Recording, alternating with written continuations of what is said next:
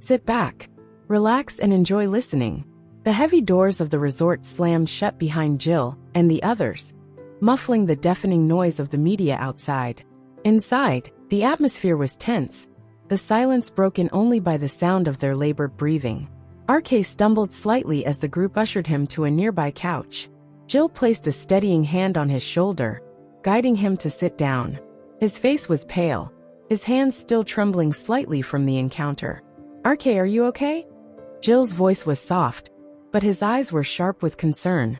RK didn't respond, and the silence stretched thin between them.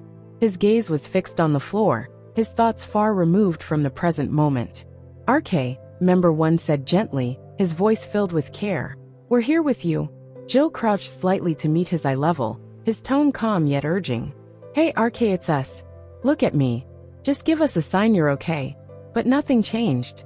RK's head remained down, his hands resting on his knees, unmoving.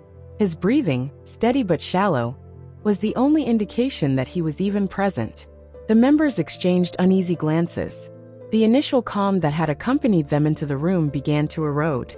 Member 2 hesitated before speaking, his voice filled with quiet urgency. RK, can you hear me? Just nod at least. Still no response. It was as though RK was encased in an invisible wall, impenetrable and distant. RK, this isn't like you, Member 3 said, his tone firmer this time. Please just say something. Anything. He placed a hand lightly on RK's shoulder, his own hesitation evident. The tension in the room thickened. Jill straightened, raking a hand through his hair. He could feel the unease spreading among the group, a shared fear that none of them dared to voice aloud. He's not even reacting, Jill muttered, his voice barely above a whisper. He turned to the others, desperation creeping into his tone. What do? We can't just leave him like this. Member 4, now kneeling beside RK, tried again, his voice trembling slightly.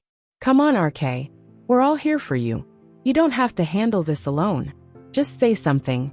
But RK's silence remained absolute, a weight that bore down on all of them. The group looked at one another, their eyes filled with worry, silently questioning what to do next. Jill's expression hardened, his resolve strengthening.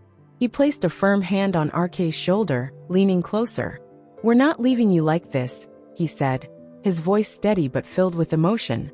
No matter how long it takes, we're staying. You're not alone.